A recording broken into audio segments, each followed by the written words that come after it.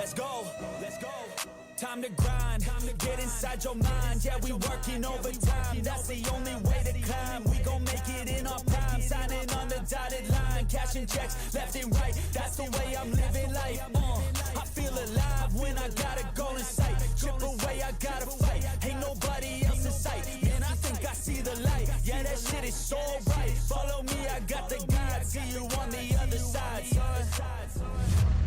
Ain't nobody know what I've been through. Ain't nobody know what I can do. I'm ready to go into battle. I'll put on a show, razzle dazzle. I'm about to take off. Never gonna stop till I'm chilling at the top. No, I'm about to take off. Never gonna stop till I'm chilling at the top. So get out, right up, Tuesday. You can try it, you can drink it. Cause I love taste up, race, gold medal, first place, yeah. Gonna stop till I'm chilling at the top. Gonna stop till I'm chilling at the top. Gonna stop till I'm chilling at the top. Gonna stop till I'm chilling at the top. I'm a vet, cause I work with every breath. Man, I love the taste of sweat. I won't have any regrets.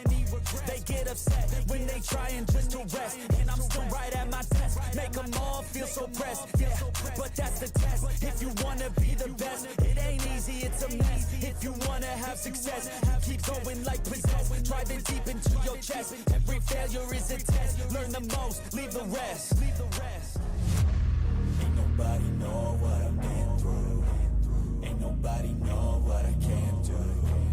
I'm ready to go into battle. I'll put on a show, razzle dazzle. I'm about to take off. Never gonna stop till I'm chilling at the top. No, I'm about to take off. Never gonna stop till I'm chilling at the top. So get out, right up, Tuesday. You can try it, you can drink it. Cause I love taste up, race, gold medal, first place, yeah. Gonna stop till I'm chilling at the top. Gonna stop till I'm chilling at the top. Gonna stop till I'm chilling at the top. Gonna stop till I'm chilling at the top.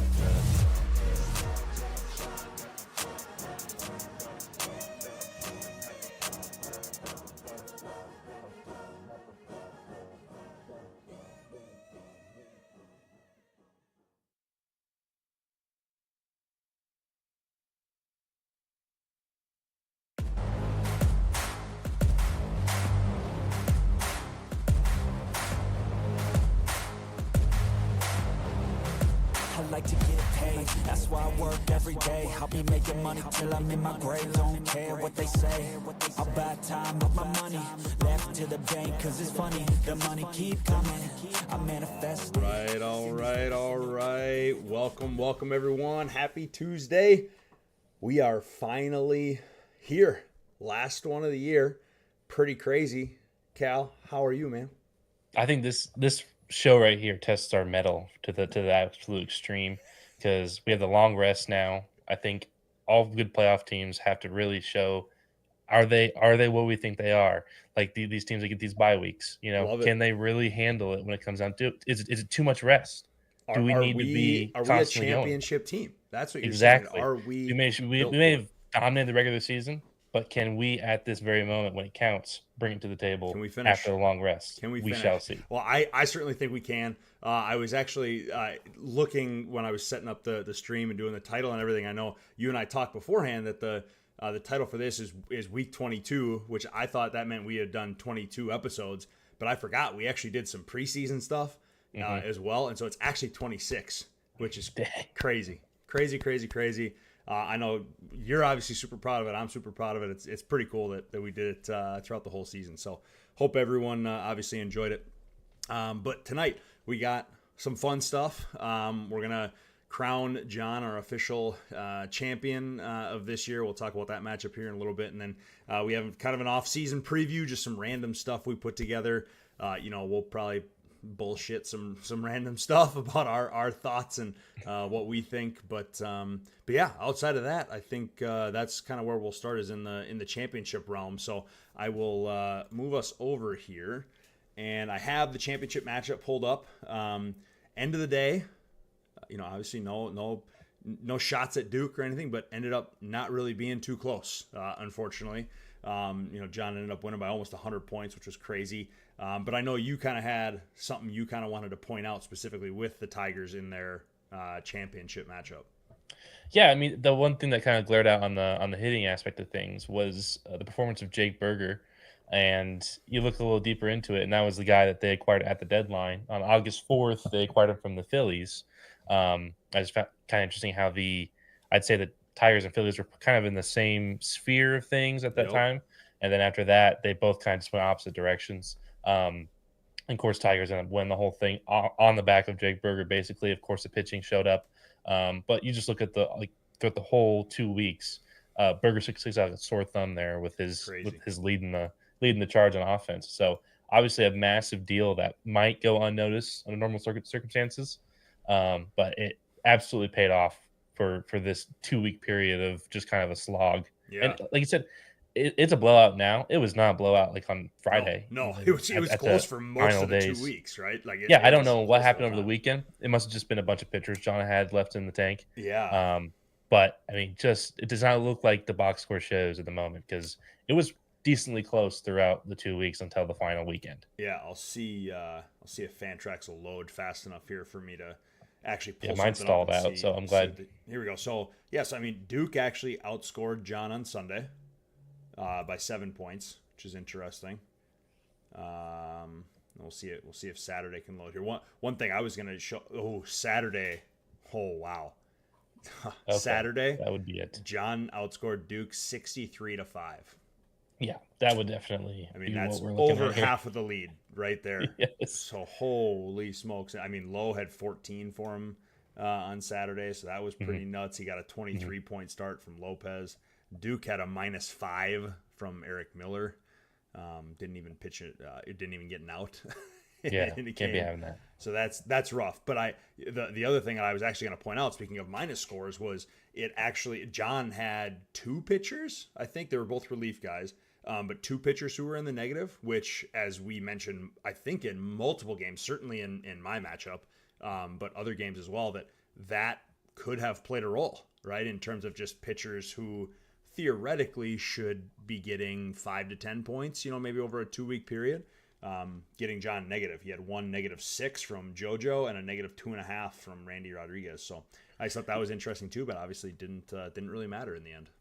Yeah, it looks like the Tigers also had a lot of relievers go a lot of innings. Yes, So that really does help. Even over a 2 week period, still getting tons of innings from your relief core. Yep. And that's really what it comes down to. I mean, even Duke had some really good starts from his guys, but just did not have the depth. Even with the elite relievers that Duke has, they just could not match up to the quantity that John was able to get night in, night out. Yeah, well, and I finally was able to get the totals here. So the difference was in the bats. The pitching was separated by less than 6 points over 2 weeks, which is like the variability of that is insane, right? Over 2 weeks, like to be within 6 points of each other in all of pitching, like that's pretty crazy, right? I also think it speaks to like how good both staffs were.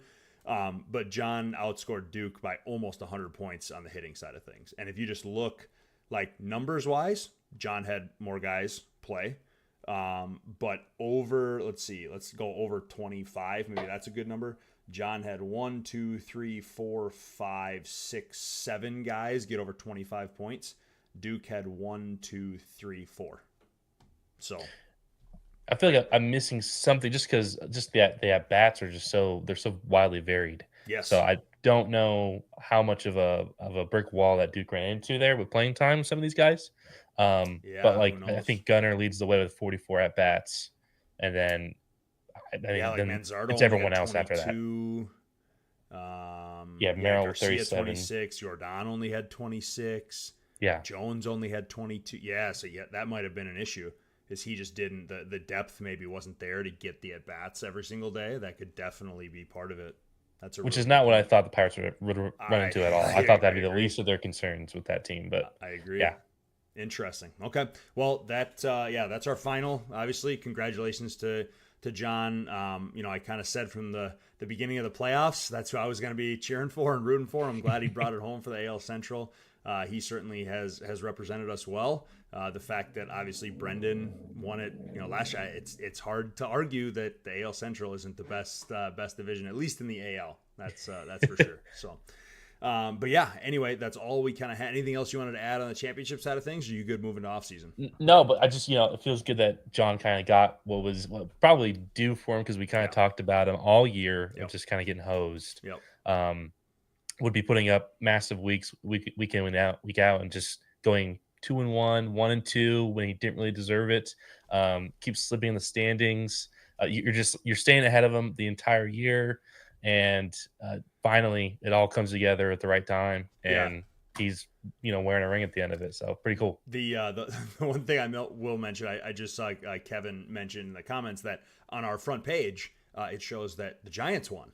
Actually, so I guess we should also congratulate Rourke on winning something. I don't know what he won, but he apparently won something. A screenshot. So, he won one free screenshot. Exactly. So that Rourke, there you go. There's your 15 seconds of fame. Okay, let's move on to off-season stuff. So I will bring up just this spreadsheet, and really, you know what I'm going to do? I'm going to get rid of... I can't see the spreadsheet. I'll have to figure that out. It should come up on stream here if you have that pulled up.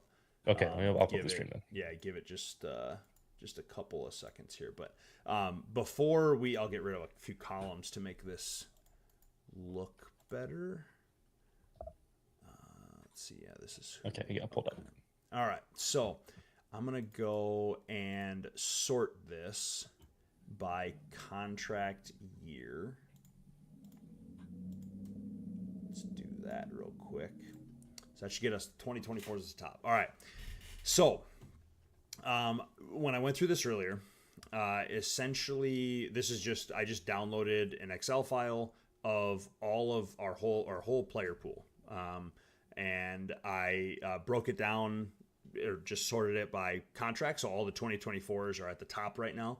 And so the first thing that we kind of wanted to chat about was which teams have the most 2024s coming off the books and which teams have the least. And very, very, very important to note that this does not mean that just because X team has the most 2024s coming off, that means that they have the most money available as well, right? It could be a lot of low-end contracts or whatever it might be, or they, for example, are the team that has the most 2024 contracts, the St. Louis Cardinals. They have 3 more than any other team. They have 12. So they're losing 12 2024 contracts. Jeez. Some of them are higher end, some of them are kind of, smaller middle, but Jeff obviously was very close to that 360 threshold.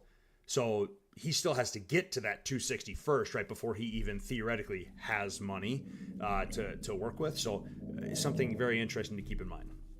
But, and it's also ignoring a lot of the firsts that are, correct.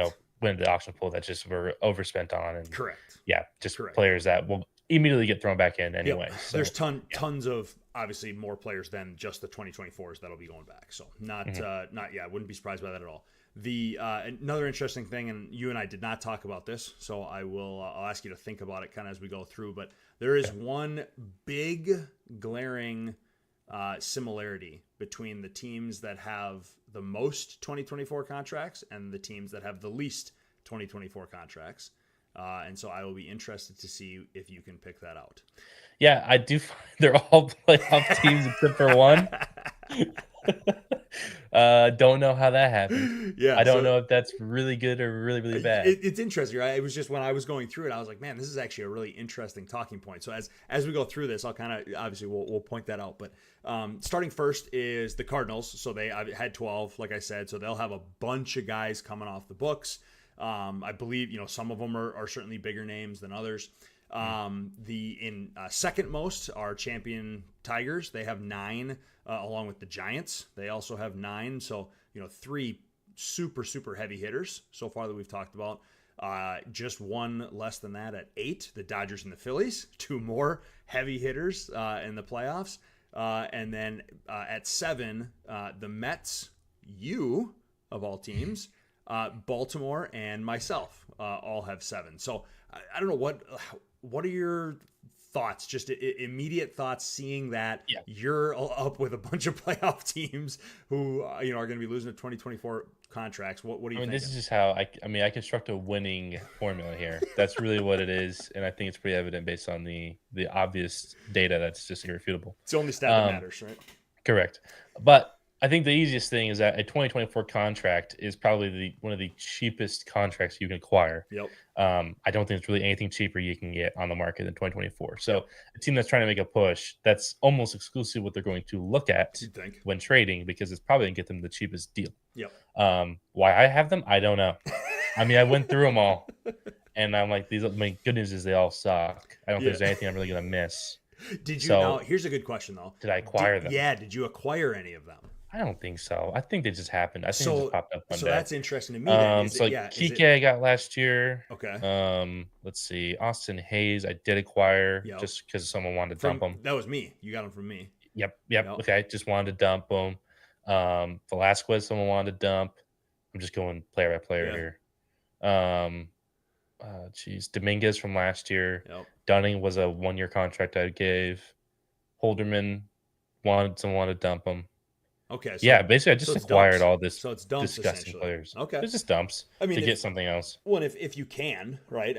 That's okay, because now they're all coming off the books, and you can use those assets you acquired, along with them, I'm sure, in a positive manner. But outside of that, and outside of the fact that the 2024s are probably the cheapest at type of asset you can acquire, especially at the trade deadline, for example, does it mean anything else that all playoff teams essentially outside of you are there? Does that, and the reason I say that is because we only see one playoff team. Well, no, 2 playoff teams in the bottom where we look at 0, 1, and 2, and we'll get to that in a second. But is there anything to that? I don't know if it's necessarily a good thing to have a bunch of 2024s. I think it's almost the risk that you take to get. You'd rather be like the Pirates is kind of what I'm saying. Yeah. But you look at the other teams that are on this list, and their futures are bright, but they're probably not going to be that great next year. Whereas I think the teams at the top still have assets for next year, anyways. Yeah. So it's not like the teams at the top are going to experience some regression, even with losing 12, 9, 8 players off their roster. Because so this is what I thought initially. Yeah, this was just when I was putting this together. My initial thoughts were Jeff's losing 12 guys. That is a lot of guys, and my guess would be most of them are contributors. Just knowing Jeff's team is good, right? He doesn't have many non-contributors, if any at all, on his team. So that to me says wow. So he probably traded for some. He also probably already had some, though, in some capacity. I would say probably more than not. And so that's a lot for him to replace. Now, does that mean that I think Jeff isn't going to be able to do that? No, not at all, because he's very savvy. He doesn't have terrible contracts, and he'll be able to refill his roster in the draft. Sure. But I wish I would have gone back actually and looked at this last year, because I believe I went into the auction with the most money out of any team. And it was me and the White Sox, I think, were up there. And I liked what I got, team-wise, obviously won the division, made the playoffs and stuff. I don't love the situation I'm in going into next year. And so I don't know if that's a product of me having a bunch of 2024s, or is that a product of, something else? Is my depth just not good? Do I not have, do I need to focus more on prospects or whatever it might be? So... well, I'm looking at because the Cardinals have so many. I just was curious as what kind of players we're looking at. I don't truly see any major studs that's going to cripple the Cardinals, where it's just they're all gone. Again, we can kind of get into some players here, but we're looking at Perdomo, Klenek, Danny Jansen, Suzuki. Yep. These are definitely players that the Cardinals can replace. It's not going to kill them. I just think the Cardinals are probably that well built where the 2024s does not hurt them as much. Yeah. I think some teams, if they were going through this and they went all in on those 1-year contracts, we see at the top with the Judges and the Sotos, because we do know some teams did go for them. Yeah, Those teams are 100%. probably going to be hurt more by that for how much they went. Whereas Jeff, I think, very strategically, did not go for the big priced out like offensive players like I said, like the Judge and the Sotos. He went and got Suzuki from me, Yep. who was not even close to the asking price of the other guys. Yeah, correct. Granted, he still didn't get away cheap with them, Yep. but a lot cheaper than he would have. Correct. So I do think that it was intentional. I don't think it was just like mindless buying at the deadline. But again, for most of the teams at the top of this list, I don't know if we're going to see them totally just overhaul their roster. They're going to be a flip flop just because they lost their team. I granted anything could still happen. We have a very, very long offseason ahead of us. Yeah, but I don't think it's going to be because of losing the contracts this year that's why it happens. Yeah, so here's something really interesting. Just as you were talking, I was kind of just scrolling through to see, all right, where are Jeff's players, for example, how much money is he going to be losing by cutting off the books here? So listen to the prices of these guys as I go down. Mm-hmm. So Suzuki is 25, right? So that's a theoretically you're getting good amount of money back there, right? That's chunk of change. Good.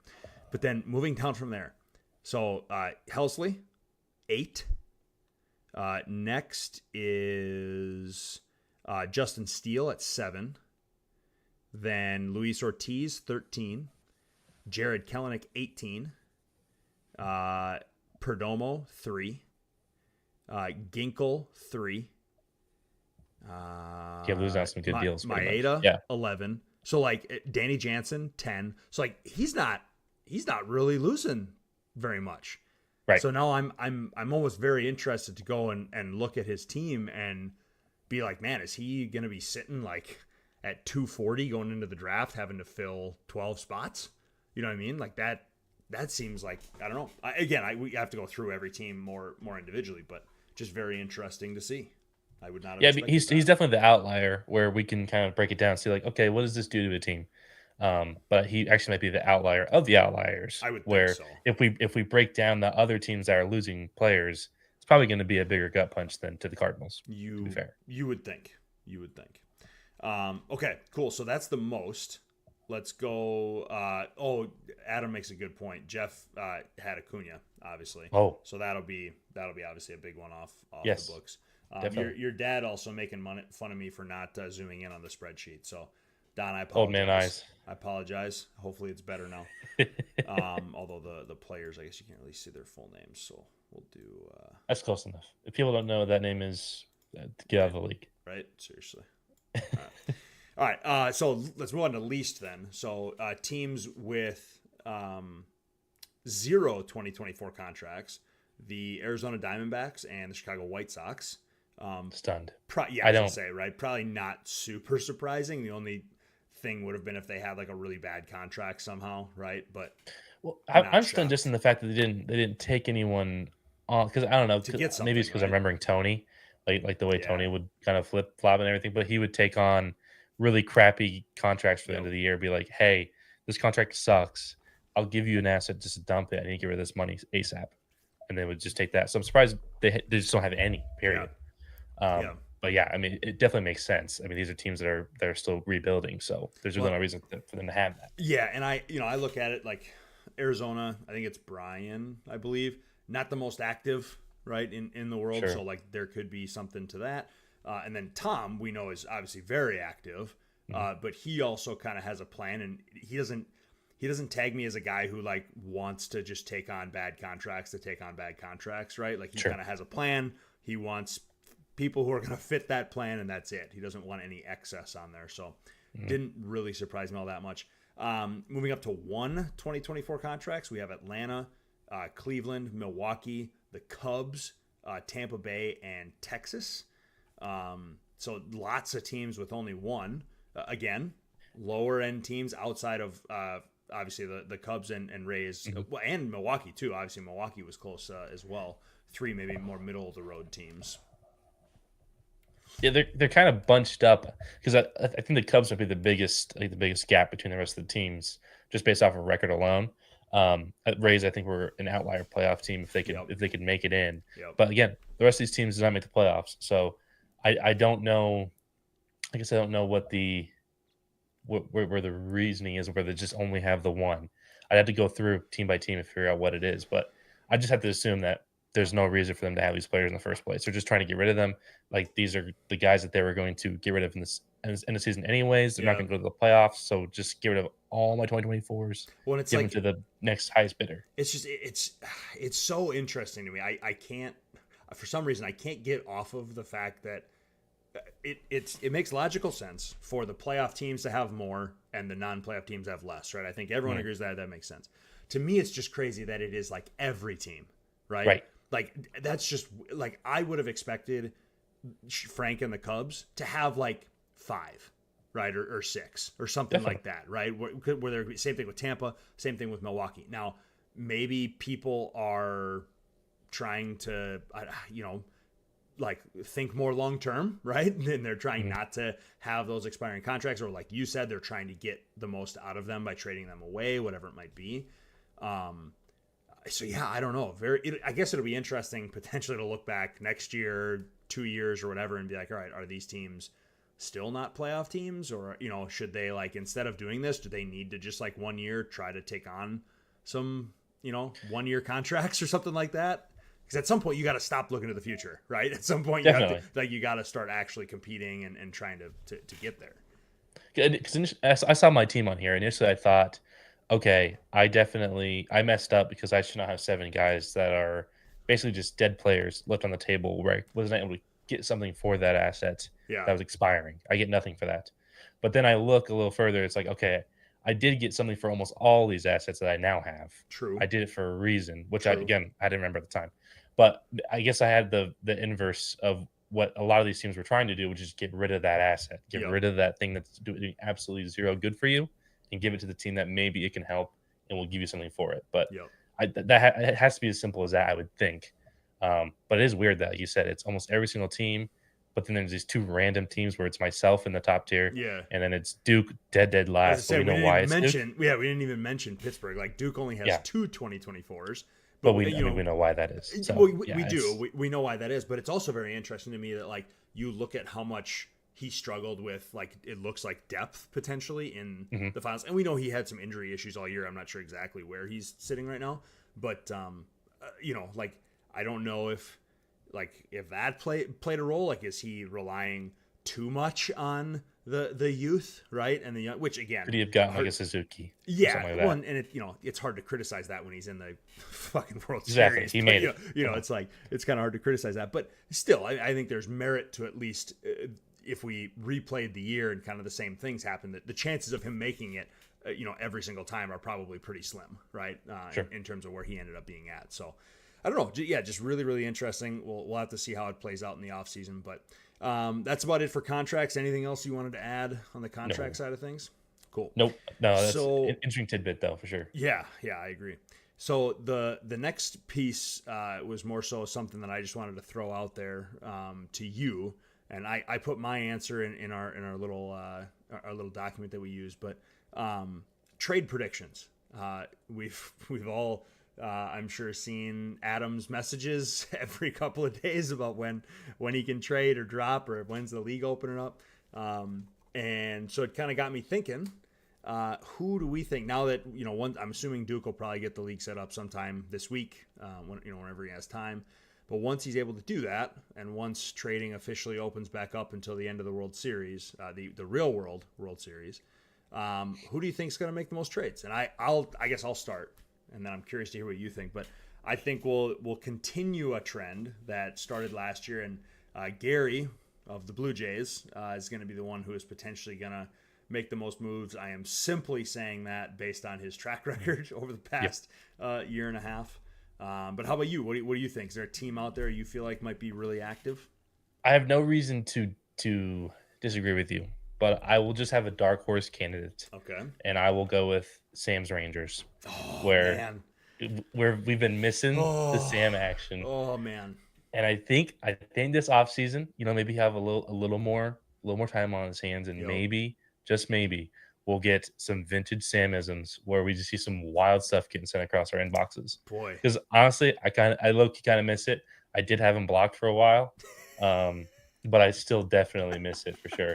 just getting this random, message at 1 a.m. that I got this horrible trade offer and insane decline. Yep. Some of those are going to get through.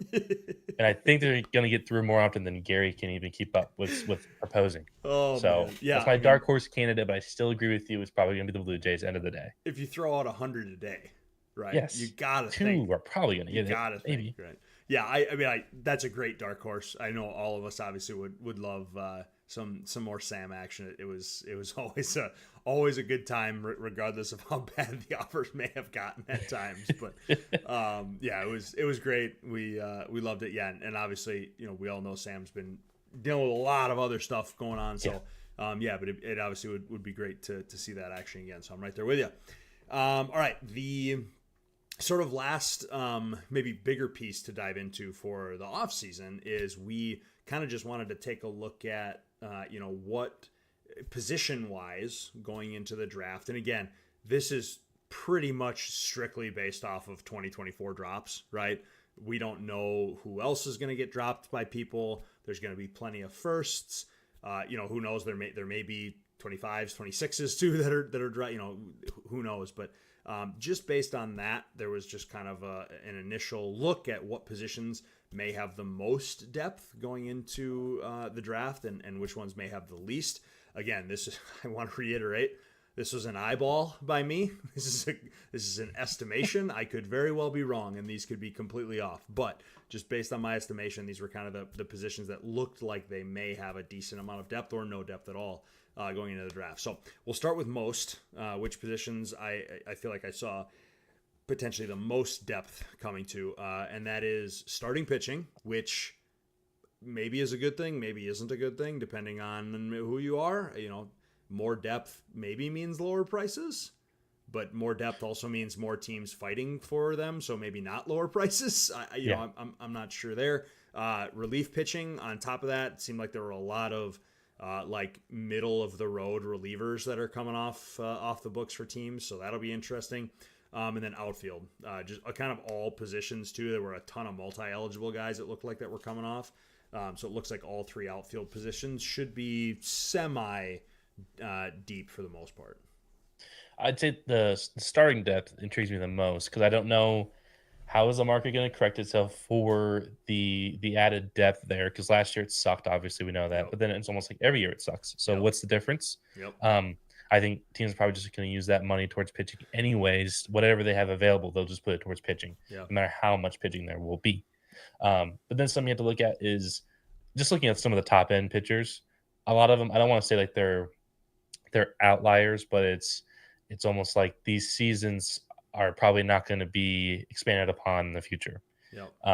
Where it's like, and I'll just use the top end guys that we all know are going to be out there, but like a Sale and a Lugo, best in their leagues. But are those the type of guys that are going to be able to do that next year? I think probably Lugo has a decent chance. Again, he's 34, Sale's 35. I mean, these guys, what are they going to go for to set that market? And then everyone goes off of that. Well, and even then, are those the guys that are going to set the market? Is there going to be a younger pitcher that's going to set the market anyways? That's what I was just going to say, is it all, like, we can say that there's a ton of depth, right, at the position. But at the end of the day, really the depth is based on the prices. Because if all of the, okay, we have a bunch of higher end pitchers coming out. Well, if all of those high end pitchers go for the high prices that they normally would go for, then there really is no difference than if there was no depth out there, right? Exactly. Because no one's getting like deals or extra pitchers because there are teams out there that need these guys, right? So I think that the depth piece, the more important aspect to look at is more of the prices. Are these, all of these pitchers that are going to be out there, are they going to be at reasonable prices? I mean, Lugo is at 9. I doubt he goes for 9 next year, right? Now, Sale at 27, that's maybe a better conversation. Like, is someone willing to pay $27 for a 36-year-old Chris Sale?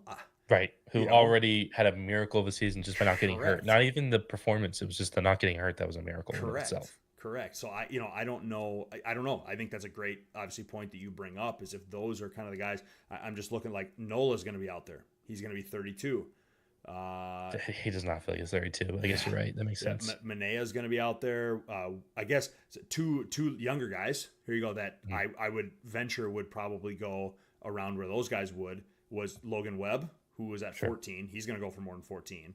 And then I'm sadly losing Bailey Ober, who I had him for 7.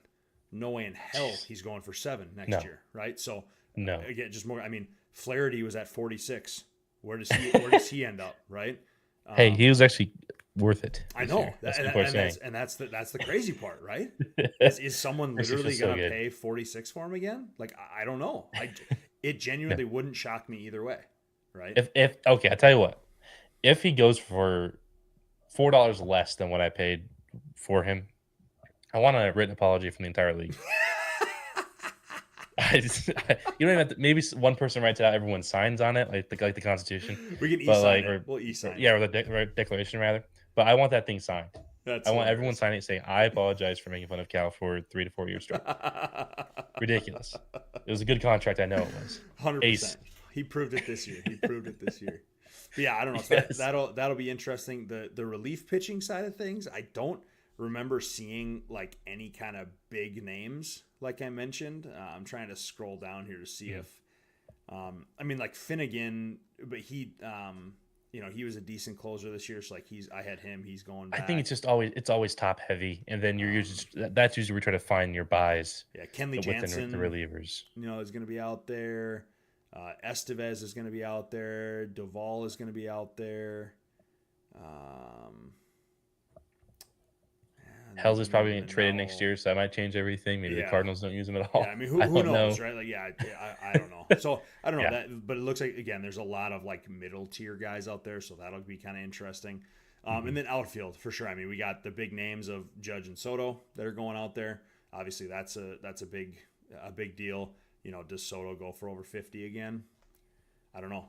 It's tough not to. I mean, it's so much money, but he definitely improved upon last year, if I recall, from his previous total. And if someone, like Duke maybe has enough money, he can go out there and just pick one of those guys that he wants. Spend whatever he wants. Really doesn't really matter outside of that. But yeah, and then there's just a bunch of other. We talked about Suzuki, Betts, Soler, Burleson, Vierling. I mean, there's a good amount of multi-eligible guys coming out. So yeah, I don't know. It'll be very, very interesting to see. And again, this doesn't take into account any of the firsts, anyone else. Some of the least maybe deep positions I looked at. First base seemed pretty slim. Always. Olsen is going to be in the pool. Naylor, if you believe in him, is going to be in the pool. And then after that, Bohm is going to be out there, which is pretty good. But then it's like Burleson and Berger. Do you trust those guys? Josh Bell, Nate Lowe, again, do you trust those guys? So a bunch of kind of iffies after those first couple bigger names. And then shortstop, let's see, Abrams, I know I'm losing. So he'll be I'm out shocked there. that would be so shallow, but to be fair, I think I don't know. I think the average shortstop, it's so deep. Like there's so many average shortstops, whereas the elite shortstops separate themselves. Maybe there's not as many there. Well, and there's I'm thinking like the only, below average. Go ahead. Oh, go ahead. No, go ahead. I said like the below average first baseman does not take a lot of time to get to at all before it just gets to Very be true. Very useless. True. But like kind of usable shortstops is a little deep, so I'm a little surprised that they are kind of a little shallow there. But maybe just everyone's keeping them at kind of mid-range values that they're not going into the auction. I would have to assume. Yeah, I mean, you very well could be right. Again, without looking at the actual roster, it's hard to know. But I was just going through the list as you were saying that, and like Abrams, true shortstop, right? Like true good shortstop. He'll go for a decent amount. But then after that, it goes. So Betts, who not a true shortstop, right? And then after Betts, the next shortstop eligible is Hae-Sung Kim in San Diego. And then after that, it's IKF. Sucks. Then after that, it's Perdomo. And then after that, it's Enrique Hernandez. Hey, so, we're back. All right, top 5 shortstop. And then, I mean, Ahmed Rosario's down here a little ways too. But it's just like, it's a cliff. Like there is, I guess if you want to include Betts, there's 2. But then that is it. So Yeah, I mean, I think he should at least hold on to it next year. I don't remember his eligibility for this year. yeah. I don't know if I don't think he played this year. Well, yeah, He's short. I'm more so even saying like, is a team gonna draft him as their shortstop? I don't I know. see what you're saying. Yeah. I'm not sure that I would take that risk necessarily for him to Yeah. potentially lose it, but yeah, just kind of interesting, obviously, to look at. So, anything else from a positional perspective you wanted to bring up? No, I'd say pretty well covered and kind of the usual suspects, I guess, between first base being the worst Yeah. and starter and outfield being pretty deep. Yeah. Okay. Well, let's last kind of piece before we get to the thing that everyone's kind of waiting for, the draft. Let's just chat about that real quick. Okay. What do you think the draft is going to look any different this year than in the past? Prices have, I think, just based on my view, prices have trended down. In a sense, there hasn't been as high of an average, being spent on players, which at least at the higher end. So maybe that means, middle to lower end prices have been a little higher. But do you think that continues? Do you think there's any changes? What are your thoughts there? I would be I would think that offense will be a bloodbath, whereas starters I think everyone will be a little more conservative. Okay.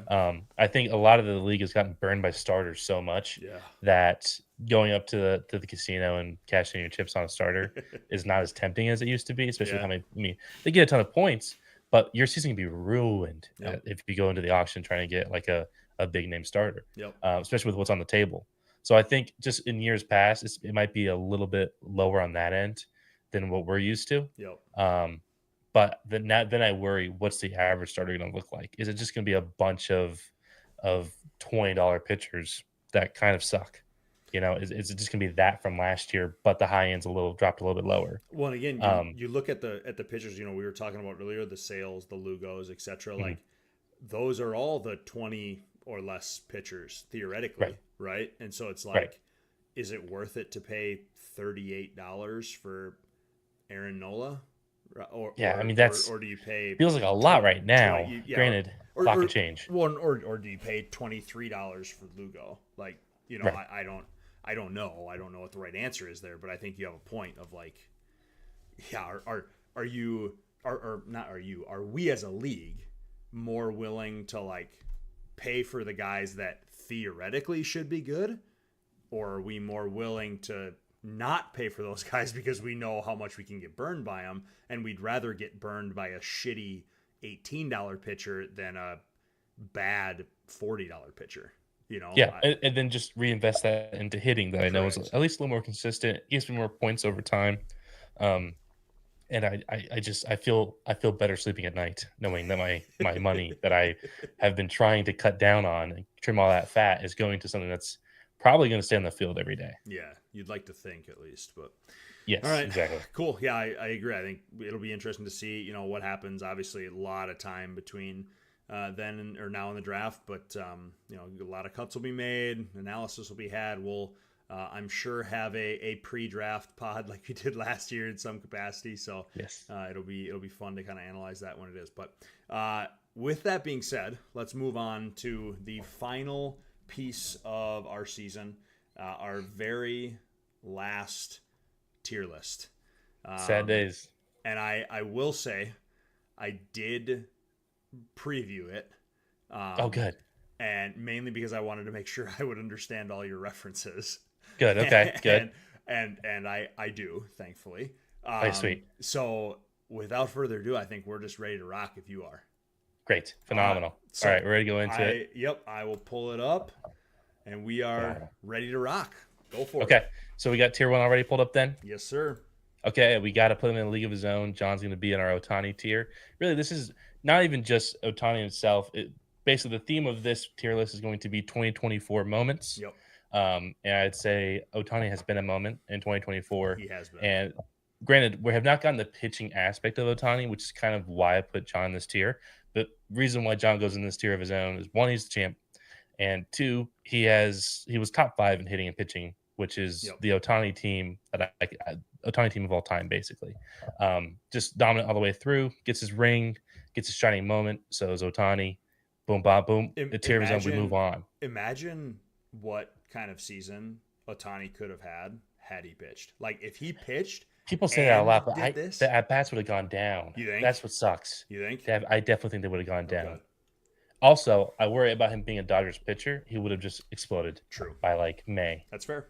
So That's fair. I don't. As much as it's cool to think that he would have like a sub 2 ERA, don't think it would have happened, and we would not have gotten 50-50. So I'll take the not pitching. I was just say we can dream, right? We can dream. Yes. We moved to tier 2, and I'm going to reuse this one I used earlier in the year. Yep. But it was such a huge moment. It was. All these teams are Grimace teams. These are teams that showed outstanding resilience and honestly had major streaks. It was one or the other, and I'd say like the Mets and the Pirates and the Nationals were very, very strong second half teams. Yep. Whereas the O's, Dodgers, and Cardinals, I think, were just strong all the way through. And I think it's very worthy of the supernatural powers that is brought to a team when Grimace graces their doorsteps.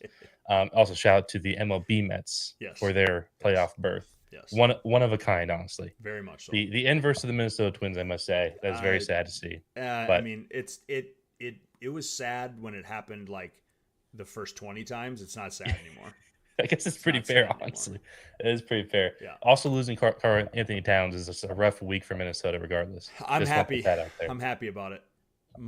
Some people love him. I was shocked how many Timberwolves fans loved him. I thought he was just kind of well known. I was like, get this guy out of here. We love him because he's loyal. Yeah. He never asked for it. I mean, very, very Kevin Garnett-like, where just never asked for a trade. He went through some of the worst possible seasons you could ever imagine an athlete to go through. True. And never asked for a trade, kept working, has a shitty attitude, and is a baby on the court. Yes. Which is why I'm glad he's gone. That's why I was like, why are we such a fan? For him. But that makes sense. No, that makes sense. That is very fair. Yeah. So we go into our third tier. This is the Jackson Merrill tier. Not mad about These are teams that exceeded expectations, but unfortunately, it's not good enough to get the hardware. Not good enough to get that trophy. Yep. This is definitely me putting in my bid for Paul Skeens Rookie of the Year, FYI. Yeah. But yeah, these are teams that definitely had a phenomenal season. Nothing to hang their heads about.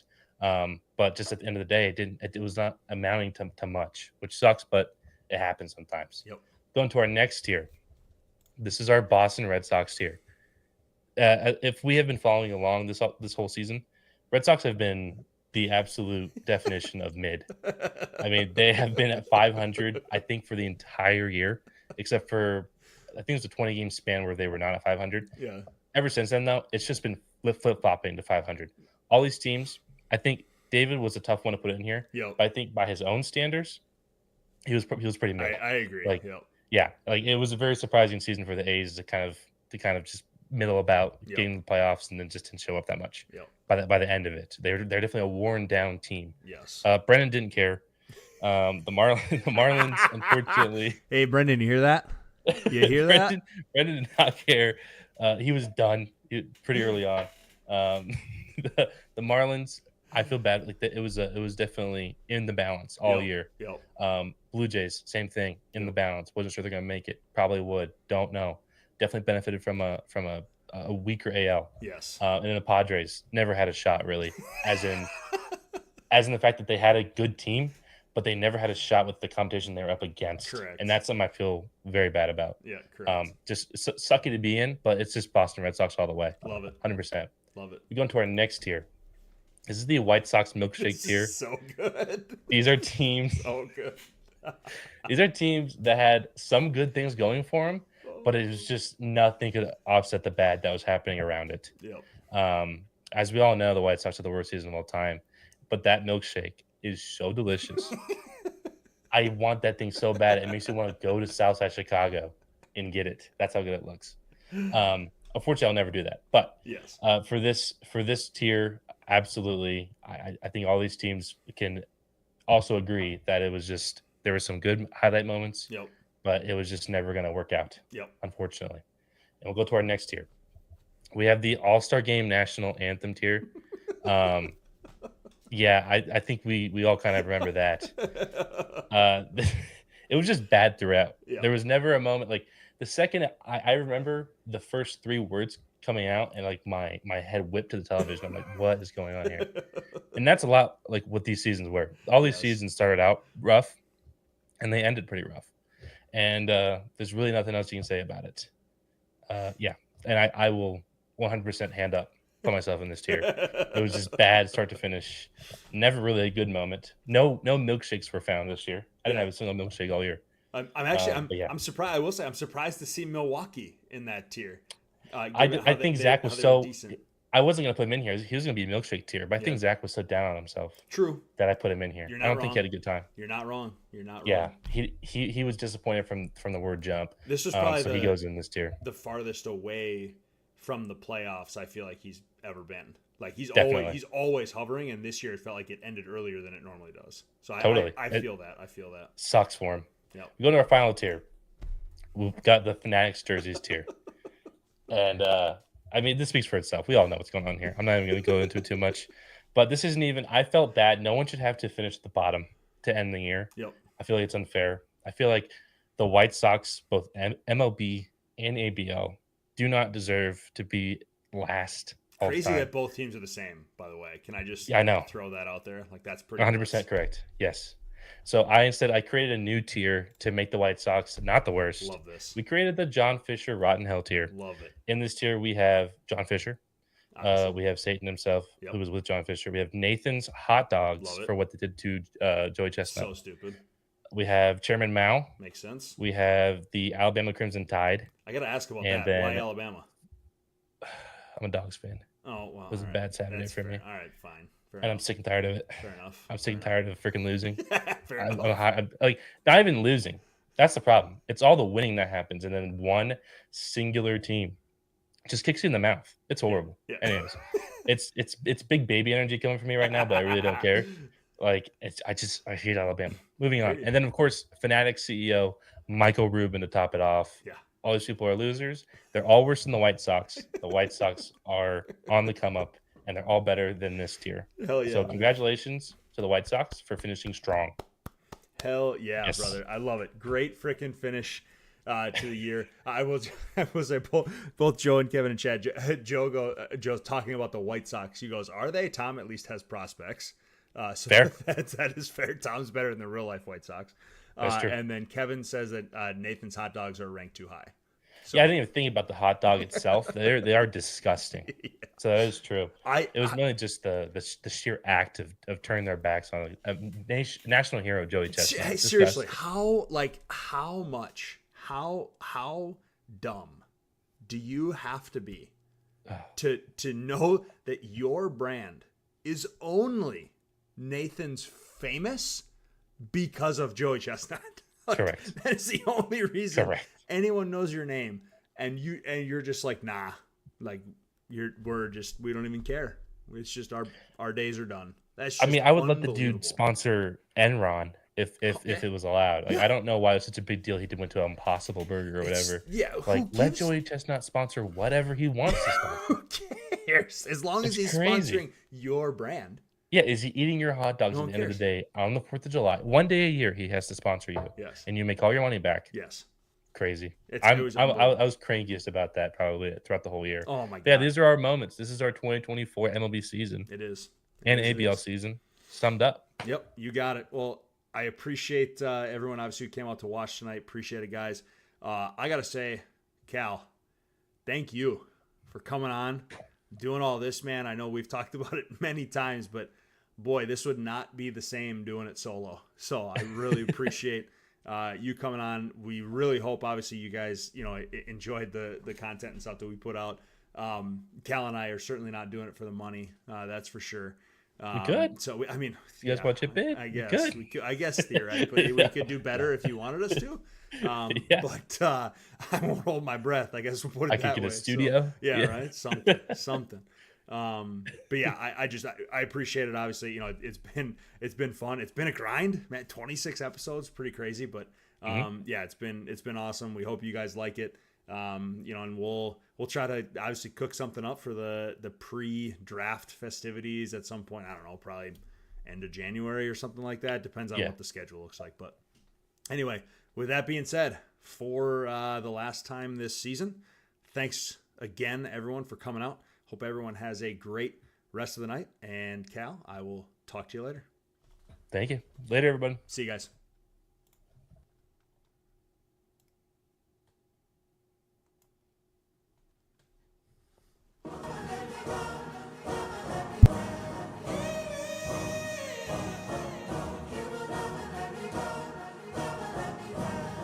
let's go. Time to grind, get inside your mind. Yeah, we working overtime. That's the only way to climb. We gon' make it in our prime. Signing on the dotted line, cashing checks left and right. That's the way I'm living life. I feel alive when I got a goal in sight. Chip away, I gotta fight. Ain't nobody else in sight. Man, I think I see the light. Yeah, that shit is so bright. Follow me, I got the guide. See you on the other side, son. Ain't nobody know what I've been through. Ain't nobody know what I can do. I'm ready to go into battle. I'll put on a show, that's a